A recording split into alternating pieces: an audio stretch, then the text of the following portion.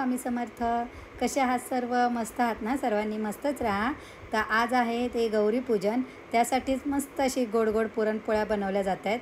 आणि मला काही एवढं जमत नाही पुरणपोळ्या बनवायला, त्यामुळे मी माझ्या बहिणीला बोलवले. ती बघा किती छान पुरणपोळ्या करते. मी करायला गेली ना ते व्यवस्थित येत नाही, त्यामुळे मी फक्त पुरण भरून द्यायचं काम करते. आणि मस्त अशी आता मी तयारी करणार आहे, कारण की आज माझा वौसा आहे. आणि जरी लग्न होऊन किती वर्ष होऊ द्या, पण वौसा हा कधीच मोडत नाही. आणि ज्यांचे ह्या वर्षी नवीन लग्न झाले त्यांच्यासाठी पण आज ह्या वर्षी वौसे आहेत.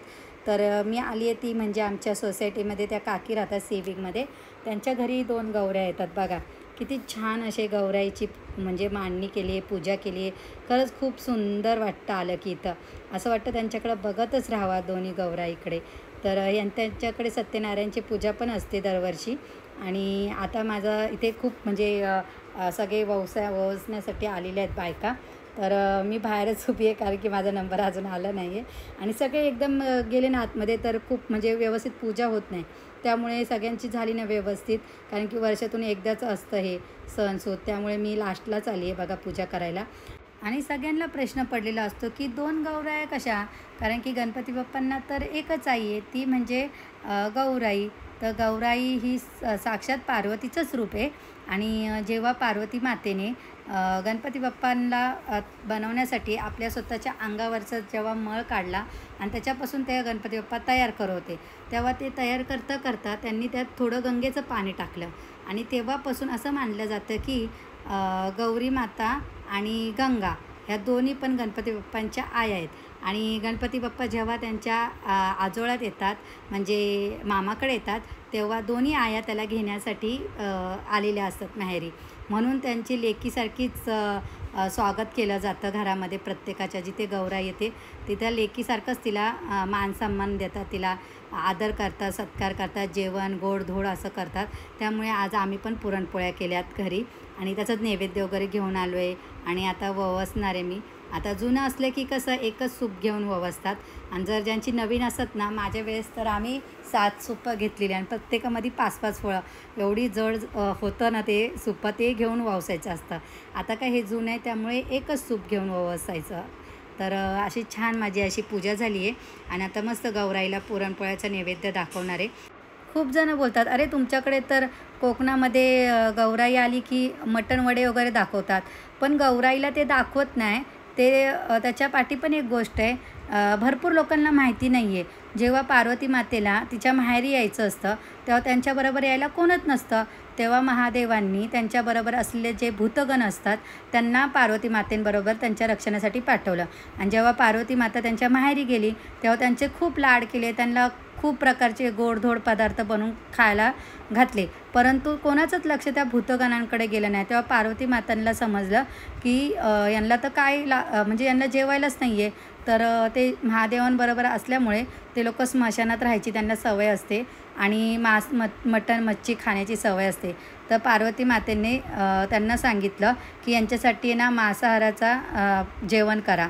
तेव्हा त्यांना जेवण दिलं, मांसा मच्छी वगैरे. तेव्हा पार्वती माता ही जेवण केलं. त्यामुळे पार्वती मातांना खुश करण्यासाठी, प्रसन्न करण्यासाठी त्यांच्याबरोबर आलेल्या भूतगणांना नैवेद्य म्हणून ते मांसाहाराचं जेवण दाखवलं जातं. ते पार्वती मातेंसाठी नसतं. तर अशा प्रकारे मी पूजा वगैरे केली आणि आली आहे ती म्हणजे आमच्या इथे सोसायटीचा गणपती असतो, गणपती बाप्पा बसतो, तिथे आली आहे गणपती बाप्पाला वाण देण्यासाठी. आणि नंतर मी जाणार ते म्हणजे घरी, आपल्या घरी पण गणपती आहे, तिथे पण वाण देणार आहेत गणपती बाप्पांना. आणि एक आपल्या नवऱ्याला द्यायचं असतं आणि एक आपल्या घरात जे देव असतात त्यांच्या इथं वाण ठेवायचं. किंवा आपले सासू सासरे, नणंद, दीर त्यांना पण तुम्ही देऊ शकता. किंवा कोणच नसन, आई असेल तर, किंवा आजूबाजूचे असतील कोण आलेले, त्यांना दिलं तरी चालेल.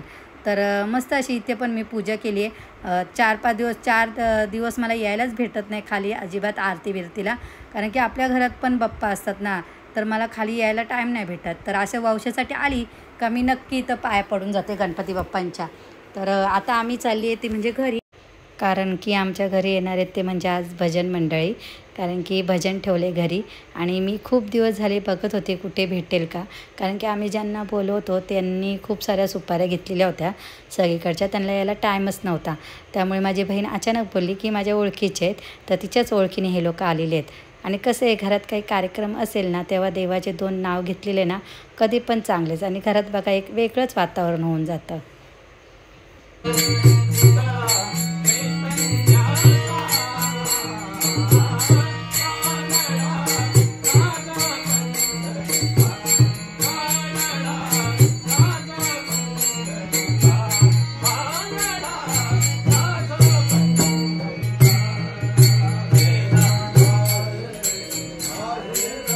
आणि यांचं भजन आहे ना 2 तास झालेत चाललंय, तर आता संपेलच. त्याच्यासाठी मस्त अशी माझी बहीण चहा बनवते कडक असा. तर कसं आहे त्यांना गाणी वगैरे बोलायचे असतात, आरत्या करायच्या असतात, त्यामुळे त्यांना ना जास्त काही तेलकट किंवा थंड हे ते लोक घेत नाही. म्हणजे थंड म्हणजे सरबत दिला आपण किंवा थंड आणला तर ते घेत नाही, कारण की त्यांचा घसा खराब होण्याची शक्यता असते. त्यामुळे असं मस्त असा गरम चहा दिला ना त्यांना, त्यामुळे त्यांचा गळा पण मस्त असा होतो. आणि त्याच्यामध्ये माझी बहीण मस्त असं आलं टेचून टाकते, कारण की त्याच्यामुळे त्यांचा गळ्याला अजून आराम भेटेल. आपल्याला वाटतं पण भजन करणं पण काही सोपं काम नाही आहे. आणि त्या भजनामध्ये मला आवडला तो म्हणजे हा छोटा मुलगा बघा ना किती मनोभावे टाळ वाजवतो आहे. म्हणजे पुढच्या पिढीला पण भजनाची वगैरे खरंच खूप ओढ आहे, याच्यातून हे दिसून येतं. आणि हे बघून तर खरंच खूप छान वाटलं मला. आणि मुलांनी खरंच ह्या अशा गोष्टी शिकायलाच पाहिजे. तर मस्त असा आता चहा केला आहे, मस्त उकळला आहे बघा लाल लाल. कोण कोरा चहा पितं, कोणी दुधाचा पितं. त्यामुळे मस्त मी पितळ्याच्या टोपामध्येच चहा उकळवला आहे. आणि ज्यांना जसा हवा आहे तसा आता चहा देणार आहे, कारण की सगळे गाणी वगैरे बोलून भजन वगैरे करून दमलेत. तर सगळ्यांचं आता चहापाणी झालं आहेत आणि सगळे आता निघालेत. त्यांना पण खूप ठिकाणी जायचं होतं अजून. तर आता 9 साडेनऊ झालेत तरी पण आमच्या इथेच. आणि आता त्यांचं जे मानधन आहे त्यांना ते नारळाबरोबर देऊन त्यांच्या पाया वगैरे पडतो आहे माझे मिस्टर. आणि खरंच खूप छान भजन केलं ह्या सगळ्यांनी. आम्हाला तर खरंच खूप छान वाटलं घरामध्ये. घरातलं ना एकदम वातावरणच खूप बदलून गेलं, एकदम छान वाटायला लागलं आता. आणि मी ना हे फरसाण आहे ना पॅकेटमध्ये पॅक करून ठेवते, जेणेकरून कोणीही आपल्या गणपती बाप्पाच्या पाया पडायला आलं ना त्यांना पटकन द्यायला होतं. आणि हे लोक घेत नव्हते, बोलतात याने ना आमचा घसा ना खराब होतो तेलकटने. त्यांना बोललं घरी न्या, म्हणजे तुमच्या घरचे खातील ते. तर यांची खूप गडबड चालू आहे आता जाण्यासाठी. आणि आम्हाला पण गणपती बाप्पांची आरती करायची होती. तर तुम्हा सर्वांना माझा आजचा व्हिडिओ कसा वाटला आहे, जर खरंच आवडला असेल तर माझ्या व्हिडिओला प्लीज लाईक करा, शेअर करा, सबस्क्राईब करा. पुन्हा भेटूया पुढच्या व्हिडिओमध्ये. तोपर्यंत सर्वांना बाय. सर्वांना श्री स्वामी समर्थ. Bye bye.